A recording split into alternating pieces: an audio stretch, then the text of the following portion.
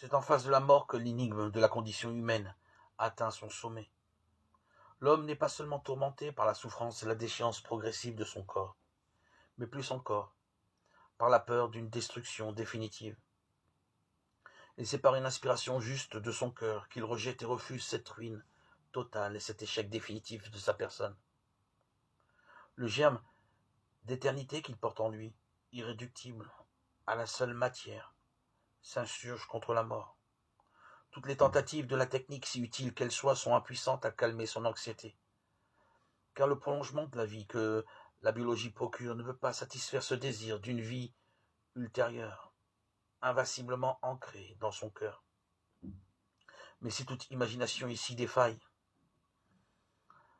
nous sommes peuple de Dieu, instruit par la révélation divine, et nous affirmons que Dieu a créé l'homme en vue d'une fin bienheureuse au-delà des misères du temps présent.